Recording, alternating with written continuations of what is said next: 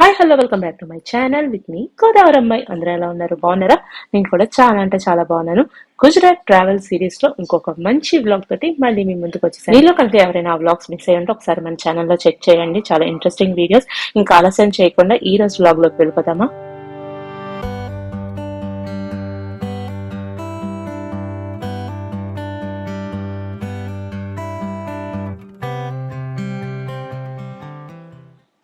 ఈ రోజు డేని అయితే మేము గుజరాత్ లోని వడోదరాలో స్టార్ట్ చేసాము. One of the best city in Gujarat. So before day నైటే మేము ఇక్కడికి రీచ్ అయ్యాము. మా హస్బెండ్స్ ఫ్రెండ్స్ ఫ్యామిలీ ఉన్నారు ఇక్కడ. సో వాళ్ళ ఇంట్లోనే స్టే చేస్తున్నాను అనమాట 2 రోజులు. వాళ్ళు ఉండే కమ్యూనిటీ ఇది. సో ఈయనే అనమాట మా హస్బెండ్ ఫ్రెండ్. సో వాళ్ళ కార్ లో వచ్చేసి పిల్లలందరూ ఎక్కేశారు. మేమందరం ఇంకో కార్ బుక్ చేసుకున్నాము. సో ఫస్ట్ వచ్చేసి మేము షాపింగ్ వెళ్తున్నాం. ఈ రోజు అన్ని బ్యాక్ టు బ్యాక్ యాక్టివిటీస్ అయితే ఉన్నాయి. ఈ వీడియో ఎంత పాసిబుల్ అయితే అంత షార్ట్ చేయడానికే ట్రై చేస్తాను. ఫాస్ట్ గా మీకు యాక్టివిటీస్ అన్ని చూపించడానికి ట్రై చేస్తాను. ఈ వీడియో అండ్ దాకా అయితే మిస్ అవ్వకుండా అయితే చూసేయండి. సో ఇక్కడ నుంచి మార్నింగ్ అరౌండ్ 9:30 అలాగా బ్రేక్ఫాస్ట్ అవన్నీ చేసేసి స్టార్ట్ అయిపోయాయి అనమాట. ఫస్ట్ వచ్చేసి ఒక బ్యూటిఫుల్ ప్లేస్ ఉంది, లేక్ ఉంది, అక్కడికి వెళ్దాము అని అన్నారు అనమాట. సో అది వచ్చేసి ఇది సుఖ్ సాగర్ లేక్ అనమాట. సో ఈ లేక్ మధ్యలో శివుని విగ్రహం అయితే ఉంటుంది. అదే ఇక్కడ స్పెషల్. చూసారు కదా, ఇది సుఖ్ సాగర్ లేక్. నేను అబ్జర్వ్ చేసినంత వరకు గుజరాత్ అంతా చాలా సేఫ్ అండ్ సెక్యూర్డ్ స్టేట్ అండి. ఎక్కడైనా కూడా వెల్ డెవలప్డ్ గా ఉంది, నీట్ గా ఉంది. పీపుల్ కూడా చాలా జెన్యున్ గా ఉన్నారు. నాకైతే బాగా నచ్చింది. ఇక్కడ చూసారు కదా ఎంత బాగుందో లేక్. ఇది కూడా రీసెంట్ గా డెవలప్ చేసిన లేకేనంట. చాలా పీస్ఫుల్ గా ఉంది. చాలా వీడియోస్ అవన్నీ కూడా తీసుకున్నాము. మార్నింగే వెళ్ళాం కాబట్టి అక్కడ జనాలు ఎవరు లేరు. కొంచెం సేపు అంటే 10 minutes టైం స్పెండ్ చేసి రిటర్న్ అయిపోయాం. సుఖ్ సాగర్ ఇక్కడ కొన్ని ఫొటోస్ వీడియోస్ అన్ని తీసేసుకున్నాము. ఎండ అయితే సురుమంటుంది. Now we're going to shopping, our favourite part of this trip. Shopping కోసం అని ఒక ఏరియాకి అయితే వచ్చాము. ఎదురుగుండా చూస్తే Bank of Baroda main head office ఉంటుంది కదా. సో అది వడోదరాలోనే ఉంటుంది. సో దాని ఆపోజిట్ లో ఉన్న షాపింగ్ సెంటర్ కి అయితే వెళ్ళాము. కొన్ని శారీస్ తీసుకుందామని అయితే అనుకున్నాము. బరోడాలో ముఖ్యంగా బాందిని శారీస్ చాలా పాపులర్ అనమాట. సో ఏ ప్లేస్ కి వెళ్ళినా అక్కడ ఒక యునిక్ స్పెషల్ ఉంటుంది కదా శారీస్ లో. అలాంటిది ఇక్కడ బాందిని శారీ అనమాట. సో ఒక శారీ అయితే తీసుకుందామని అనుకున్నాము. అందరూ భోజనానికి కూర్చున్నట్టు ఎలా కూర్చున్నారో చూడండి శారీస్ చూడడానికి. అండ్ ఇక్కడ బాందిని శారీస్ తో పాటు పటోలా ప్రింట్ కూడా చాలా ఫేమస్. సో దాంట్లో శారీస్ చూపించమన్నా అనమాట. 5,000, 6,000, 7,000 అంటూ ఇంకా కాస్ట్ పెంచేస్తుంటే అంత బడ్జెట్ లేదు బాబు, ఒక 3,000 లో మంచి శారీ చూపించు అని అన్నాము. సో ఈ మధ్యన ఈ శారీస్ అన్ని మనకు రెగ్యులర్ గా హైదరాబాద్ లో ఎక్కడ పడితే అక్కడ దొరుకుతున్నాయి. కానీ అక్కడి నుంచి కొని తెచ్చుకున్నాము అంటే ఒక గుర్తు కింద ఉంటుంది అని చెప్పేసి తీసుకుందాం అని అనుకున్నాము. ఫైనల్ గా ఇవేమి తీసుకోలేదు, చూసామంటే. ఇంకా చాలా శారీస్ తీసి మాకు ఈ బాందిని శారీ అయితే సింపుల్ గా నీట్ గా అనిపించింది. సో ఇది కొంచెం సిల్క్ మెటీరియల్, దానిపైన థ్రెడ్ వర్క్ అయితే వచ్చింది. చాలా సింపుల్ గా బాగుంది. దీంట్లో వచ్చేసి గ్రే కలర్ ఒకటి, వైన్ కలర్, బ్లూ కలర్ ఉంటే 2 కలర్స్ అయితే తీసుకున్నాం అనమాట నేను మా కజిన్. ఇంకా అక్కడి నుంచి డ్రెస్సెస్ అవి చూద్దామని చెప్పేసి ఇక్కడ రంగవల్లి అని ఒక షాప్ కనిపిస్తుంది కదా, ఆ షాప్ లోకి అయితే వెళ్ళాము. ఇంకా డ్రెస్సెస్ లో అయితే కామన్ గా మనం ప్రతి చోటన చూస్తూనే ఉంటాం కదా, ఆ వెరైటీనే ఉంది. కార్డ్ సెట్స్ అయితే కొంచెం స్పెషల్ గా అనిపించినాయి. కానీ ఫైనల్ గా ఫస్ట్ లో చూసిన బ్లాక్ డ్రెస్ ఒక్కటే తీసుకుని ఇంకా రిటర్న్ అయిపోయాం ఇంటికి. 10 minutes లో శారీ, 10 minutes లో డ్రెస్ సెలెక్ట్ చేసుకుని షాపింగ్ కంప్లీట్ చేశాను. ఇంత ఫాస్ట్ గా నేను ఎప్పుడు షాపింగ్ కంప్లీట్ చేసి ఉండను. ఇంకా ఇంటికి వచ్చేసరికి గీత గారు అనమాట, మా హస్బెండ్స్ ఫ్రెండ్ వాళ్ళ వైఫ్. తనైతే మా కోసం ఒక డెలిషియస్ లంచ్ ప్రిపేర్ చేసి ఉంచారు. ఇంత తిరిగి వచ్చాక ఎండలో ఆ ఫుడ్ తింటుంటే, అందులోనూ ఒక 4-5 days నుంచి ఆంధ్ర ఫుడ్ తగలలేదేమో, ఆ లంచ్ చేసేటప్పుడు చాలా హ్యాపీగా అనిపించింది. ఇంకా ఫుల్ గా తినేసి ఇంకా అక్కడి నుంచి 4 o'clock స్లాట్ కి బుక్ చేసుకున్నాను అనమాట, సర్దార్ వల్లభాయ్ స్టాచ్యూ దగ్గరికి వెళ్ళడానికి. అండ్ మేమున్న వడోదరా నుంచి ఆ ప్లేస్ కి వెళ్ళడానికి ఆల్మోస్ట్ 1 hour జర్నీ అయితే ఉంటుంది. సో ఆ జర్నీ చేసి ఈ ప్లేస్ కి అయితే రీచ్ అయిపోయాము. చూసారు కదా ఇక్కడ పింక్ ఆటోస్ కనిపిస్తున్నాయి. లేడీస్ డ్రైవ్ చేస్తారట ఈ ఎలక్ట్రికల్ ఆటోస్ అన్ని. సో ఇది వచ్చేసి మనకి రామోజీ ఫిలిం సిటీలోనే ఎంట్రన్స్ దగ్గర నుంచి లోపల స్టాచ్యూ దగ్గరికి వెళ్ళడానికి ఒక 5 kilometers డిస్టెన్స్ అయితే ఉంటుంది. ఎంట్రన్స్ లో మనం టికెట్స్ అవి తీసుకోవాలి. అవి అయితే మేము ముందుగానే ఆన్లైన్ లో బుక్ చేసేసుకున్నాం అనమాట. సో అక్కడికి వెళ్ళాక లైన్ లో నుంచోక్కర్లేదు అని చెప్పేసి. అక్కడ మేము చేసిన ఒక మిస్టేక్ ఏంటి అంటే 4 కి కాకుండా 5:30, 6 ఆ టైం స్లాట్ బుక్ చేసుకుని ఉంటే చాలా బాగుండేది. అప్పుడు మనకి both day view and night view కూడా కవర్ అయ్యేది. యూజువల్ గా మనకి 6 o'clock అలా చీకటి పడిపోద్ది అన్న దృష్టిలో మేము 4 o'clock బుక్ చేసాం. కానీ గుజరాత్ లో టైమింగ్స్ వేరు. 7:30 దాకా చీకటి పడట్లేదు. ఇక్కడ మనం సర్దార్ వల్లభాయ్ పటేల్ గారి స్టాచ్యూ దగ్గరికి, అంటే స్టాచ్యూ ఆఫ్ యూనిటీకి వచ్చేసాము. అండ్ ఇక్కడ చూస్తే అంబియన్స్ అంతా కూడా చాలా ప్రశాంతంగా ఉంది. ఎండ లేకుండా ఉండుంటే ఇంకా ప్రశాంతంగా ఉండేది, కానీ ఎండ వల్ల దిగిన దగ్గర నుంచి మండిపోతుంది. ఆల్మోస్ట్ 40 degrees టెంపరేచర్ అయితే ఉంది ఇక్కడ. సో చూద్దాం ఇక్కడ నుంచి మీకు ఎలా ఉంటుంది ఏంటి అని ప్రతిదీ వ్యూ మేము చేసిన ఎక్స్పీరియన్స్ అంతా కూడా మీతో షేర్ చేసుకుంటాను. ఇక్కడ స్టాచ్యూతో పాటు చుట్టుపక్కల సర్దార్ సరోవర్ డ్యామ్ ఉంటుంది, ఇంకా సఫారీ ఉంటుంది, ఇంకా చాలా యాక్టివిటీస్ అయితే ఉంటాయి. కానీ ఇప్పుడు ఈ ఎండల్లో ఏది యాక్టివ్ గా లేదనమాట. జస్ట్ ఆ రోజు మేము స్టాచ్యూ ఆఫ్ యూనిటీ ఒక్కటే చూడడం కుదిరింది. పక్కనే మనకి బోట్ రైడ్ అవన్నీ ఉంటాయి. వర్షాకాలంలో వస్తే వ్యూ అయితే బాగుంటుంది, కానీ రాంగ్ టైంలో ఇక్కడికైతే వచ్చాము. కానీ ఏం చేస్తాం, వచ్చినప్పుడే అన్ని కంప్లీట్ చేసుకుని వెళ్ళాలి కదా. ఈసారి ఎప్పుడైనా వీలుంటే కనుక కొంచెం అక్టోబర్ నవంబర్ ఆ టైంలో వస్తే, దసరా టైంలో గుజరాత్ అంతా కూడా చూడడానికి బాగుంటుంది అంట. ట్రై చేయాలి నెక్స్ట్ టైం ఎప్పుడైనా. మేమైతే బస్ ఎక్కి ఇప్పుడు 5 kilometers డిస్టెన్స్ ఏదైతే ఉందో అది అక్కడికి వెళ్తున్నాం అనమాట, స్టాచ్యూ ఆఫ్ యూనిటీ దగ్గరికి. సో చుట్టూ అంతా కూడా కొండ ప్రదేశాలు, అస్సలు ఏమి ఇల్లులు కానీ అలాంటివి ఏమి ఉండవు అనమాట. చాలా ప్లెజెంట్ గా ఉంటుంది. ఎన్నో వందల ఎకరాల ప్లేస్ లో అయితే ఈ డెవలప్మెంట్ చేశారు. చూస్తే అసలు ఇండియాలో ఒక ప్లేస్ లాగా అనిపించదు అనమాట. నిజంగానే ఏ సింగపూరో మలేషియానో ఈ డెవలప్మెంట్ అంతా చూస్తే కూడా అలాగే అనిపిస్తుంది. సో మొత్తం వాక్వే అంతా కూడా అండర్ షెల్టర్ అయితే ఇచ్చారు. అండ్ ఇప్పుడు బస్సులు దిగి ఎండల్లోనే వాక్వే అంతా నడుచుకుంటూ లోపలికి అయితే వెళ్ళాలన్నమాట. మీరు ఈ అంబియన్స్ అంతా చూస్తూ ఉండండి. నేనైతే కొన్ని విషయాలు మీ అందరితో షేర్ చేసుకోవాలి అని అనుకున్నాను. అసలు పటేల్ గారికి ఈ స్టాచ్యూ ఎందుకు కట్టారు, అండ్ ఈ స్టాచ్యూకి స్టాచ్యూ ఆఫ్ యూనిటీ అనే పేరు ఎందుకు పెట్టారు అని ఈ విషయాలు ఏమీ కూడా నాకు ఈ ప్లేస్ విజిట్ చేసేటప్పటికి కొంచెం కూడా ఐడియా లేదనమాట. వెరీ మినిమం ఐడియా తోటి నేను అక్కడికి అయితే వెళ్ళాను. తర్వాత నేను తెలుసుకుంది, ఆయన గురించి విన్నది చూస్తే ఈయనకి ఇన్ని వందల కోట్లు అంటే కొన్ని వేల కోట్లనే చెప్పుకోవచ్చేమో పెట్టి ఈ విగ్రహాన్ని ఎందుకు కట్టారో అవన్నీ కూడా నాకు తెలిసింది. అసలు నేను హైదరాబాద్ నుంచి ఇంత దూరం వచ్చి ఈ విగ్రహాన్ని చూస్తున్నాను అంటే దీనికి కూడా ఒక పర్పస్ ఉంది. అదంతా ఏంటి అన్నది మీ అందరితోటి షేర్ చేసుకోవాలని అయితే అనుకుంటున్నాను. సో నాకు తెలిసిన కొన్ని విషయాలు మీ అందరితో షేర్ చేసుకుంటాను. ఆ విషయాలు మీద చాలా మందికి తెలిసే ఉంటుంది, తెలియని వాళ్ళు ఈ వీడియో చూసి కొంతైనా తెలుసుకుంటారు అనేది నా ఆలోచన అనమాట. మీతో చాలా విషయాలు షేర్ చేసుకోవాలి. లోపలికి వన్స్ వెళ్ళాక మళ్ళీ అక్కడంతా కూడా చూపిస్తూ నేను కొంచెం మాట్లాడతాను. ఇక్కడైతే ఎంటర్ అయిపోయాం కదా. మోనిష్ అయితే ఒక సారిన్ బాటిల్ అయితే తీసుకున్నాడు, ఐ లవ్ యూనిటీ అన్నది. సో వాటర్ అయితే నిజంగా అసలు ఎంత తాగుతున్నామో తెలియదు. ఆ ఎండలకి తాగిన వాటర్ తాగినట్టే ఎక్కడ గాల్లో కలిసిపోతుందో తెలియదు అనమాట. సో ఫ్రంట్ లో అయితే ఇది తీసుకొని ఇంకా లోపలికి అయితే వెళ్ళిపోయాము. 40 degrees టెంపరేచర్ అసలు ఒక రకంగా వస్తుంది. ఇది వేడి కాదు, నిప్పుల్లో నుంచినట్టుంది యాక్చువల్గా. కొండల మధ్యలో ఈ స్టాచ్యూ చూడడానికైతే అంబియన్స్ చాలా బాగుంది. ఎండ కాకుండా ఏదైనా క్లైమేట్లో వచ్చంటే ఇంకా బాగుంది. లోపలికి వెళ్ళాక కూడా కొంచెం సేపు నడవాల్సింది అయితే ఉంటుంది. దాని ప్లేస్ లో మనకి డైరెక్ట్ ట్రావెలర్స్ కూడా ఉన్నాయి, అవి యూజ్ చేసుకుని కూడా ఆ ప్లేస్ కి అయితే వెళ్ళొచ్చు. అండ్ పెద్దవాళ్ళు ఎవరైనా నడవలేని వాళ్ళు ఉంటే వాళ్ళ కోసం ప్రత్యేకంగా ట్రామ్స్ అవన్నీ కూడా నడుపుతున్నారు అనమాట. ఇప్పుడు statue of unity viewing desk లోకి వెళ్తున్నాము. సో వ్యూయింగ్ గ్యాలరీ మాకు 4 o'clock టైం స్లాట్ అయితే తీసుకున్నాం అనమాట. సో ఈ టైంలో మేమైతే వెళ్తున్నాము.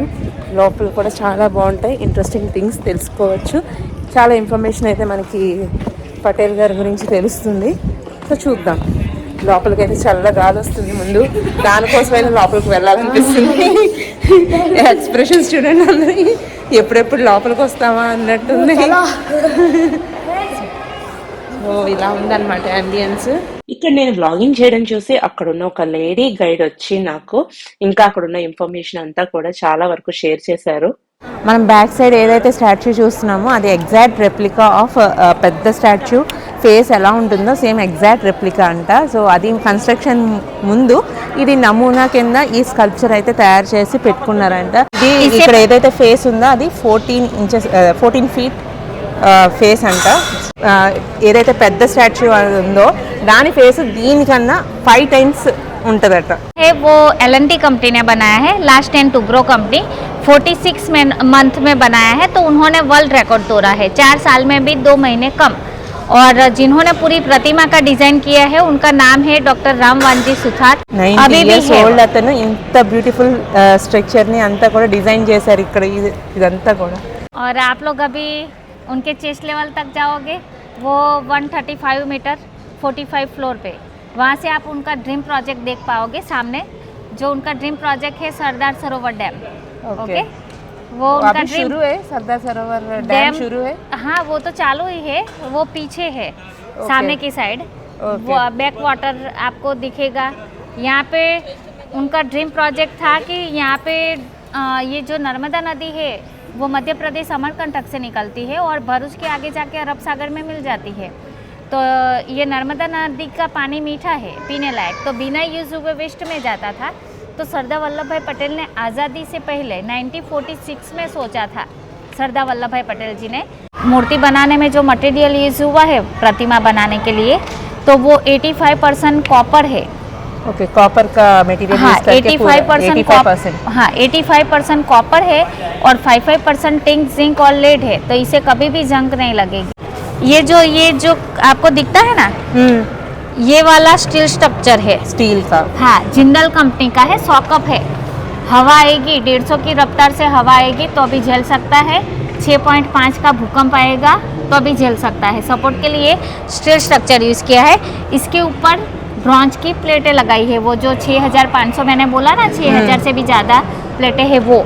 और ये स्टेप भी है और लिफ्ट है वो शोल्डर तक ही जाती है, ऊपर सीढ़ियाँ है ओके, सर तक, पर वहाँ पे कोई नहीं जा सकता, मेंटेनेंस वाले जाते हैं, हम लोग चेस्ट लेवल तक ही जा सकते हैं। ओके, 135 मीटर वहाँ तक की हाइट है और इसके ऊपर दूसरे 15 फ्लोर 150 फीट है। బుర్జ్ ఖలీఫాలో ఎవరైతే లిఫ్ట్ మ్యానుఫ్యాక్చర్ చేశారో ఆ వాళ్ళే వచ్చి ఇక్కడ కూడా మ్యానుఫ్యాక్చర్ చేశారు. ओके, మన ఓన్ గా ఇన్ఫర్మేషన్ తెలుసుకునే దానికన్నా గైడ్ ఎవరైనా వచ్చి అక్కడ ఎక్స్ప్లెయిన్ చేస్తే మనకు ఆ ప్లేస్ గురించి ఇంకా మంచి అవగాహన అయితే వస్తుంది కదా. సో అందుకే నేను కూడా మీకు ఆ గైడ్ చెప్పిన విషయాలన్నీ షేర్ చేశాను అనమాట. చాలా బాగా అనిపించింది. అండ్ ఈ లిఫ్ట్ వచ్చేసి 45 ఫ్లోర్స్ వెళ్ళడానికి జస్ట్ 36 సెకండ్స్ లోనే వెళ్ళిపోతుంది అన్నారు. సో స్టాప్ వాచ్ ఆన్ చేసి మోనిష్ కూర్చున్నాడు అనమాట, ఎగ్జాక్ట్ గా వెళ్తుందా లేదా అని చెప్పేసి. కరెక్ట్ గానే వెళ్ళింది. అండ్ నెక్స్ట్ వచ్చేసి పైకి వెళ్ళినప్పుడు మేము 45th ఫ్లోర్ లో ఉన్నాం అనమాట. అంటే షోల్డర్ లెవెల్ దాకా వచ్చాము. సో లోపల స్ట్రక్చర్ అంతా కూడా ఇక్కడ మనకు కనిపిస్తుంది, గ్లాస్ ఉంటుంది. సో దాని కింద స్ట్రక్చర్ అంతా ఎలా చేశారు, స్టెప్స్ వే అంతా కూడా మనకి తెలుస్తుంది. బయటికి కాపర్ అంతా కనిపిస్తుంది కదా, లోపల స్టీల్ స్ట్రక్చర్ అదంతా కూడా ఎలా తయారు చేశారు ఏంటి అన్నది చూడొచ్చు అనమాట. సో మన వ్యూయింగ్ డెస్క్ లోకి వెళ్తే ఇంకా కొంచెం ఫ్రంట్ కి అయితే వెళ్తాము.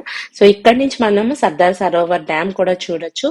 ఎన్నో వేల క్యూసెక్కుల నీళ్ళని మన పంట పొలాలకి తాగడానికి ఉపయోగకరంగా చెయ్యాలి అన్న ఆయన కళ ఆ డ్యామ్ అన్నమాట. సో ఆయన ఫేస్ కూడా ఆ డ్యామ్ ని ఫేస్ చేస్తూ ఉంటుంది. స్వతంత్ర పోరాటంలో మన పటేల్ గారి హస్తం చాలా ఎక్కువగా ఉందనే మన అందరికీ తెలుసు. కానీ స్వతంత్రం వచ్చాక కూడా మన దేశానికి ఆయన చేసింది అసలు వర్ణనాతీతం అని చెప్పుకోవచ్చు. మన దేశ చిత్రపటం ఇప్పుడు ఇలా ఉంది అంటే అది ఆయన వల్లే అని అనుకోవచ్చు.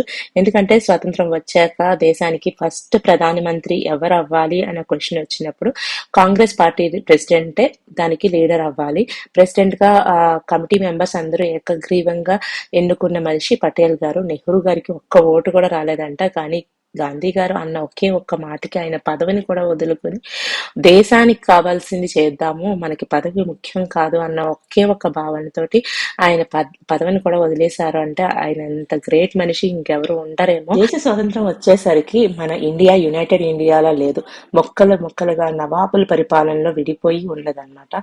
సో మొత్తం 562 ప్రిన్స్లీ స్టేట్, అంటే భారతదేశంలో 45% వరకు ప్రిన్స్లీ స్టేట్స్ అయితే ఉన్నాయి. అవన్నీ కూడా నవాబుల పాలనలో ఉన్నాయి.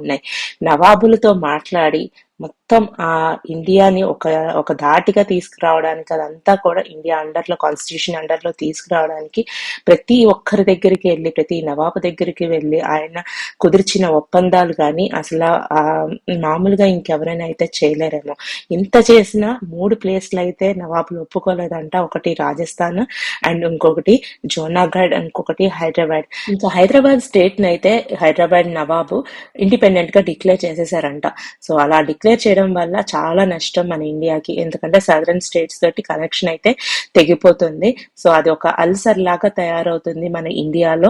అది లేకపోవడం వల్ల కష్టం అవుతుంది. హైదరాబాద్ లేకపోతే చాలా పెద్ద ప్రాంతాన్ని మనం మిస్ అవుతాము. అదే మళ్ళీ పక్క ప్రాంతాలకు కూడా అది పాకుతుంది. అండ్ మనకి ఫ్యూచర్ లో అది అంత మంచిది కాదు అని తెలుసుకున్న పటేల్ గారు ఆపరేషన్ పోలో కండక్ట్ చేసి ఒక 5 రోజుల్లో నవాబుల్ని వెళ్ళగొట్టి మన అండర్ లోకి తీసుకొచ్చారనమాట హైదరాబాద్ ని. సో అదండి, మన ఇండియాలో ఉన్న హైదరాబాద్ లో ఉంటున్నాము అని గర్వంగా చెప్పుకుంటున్నాము అంటే ఈ ఐరన్ మ్యాన్ సర్దార్ వల్లభాయ్ పటేల్ వల్లే.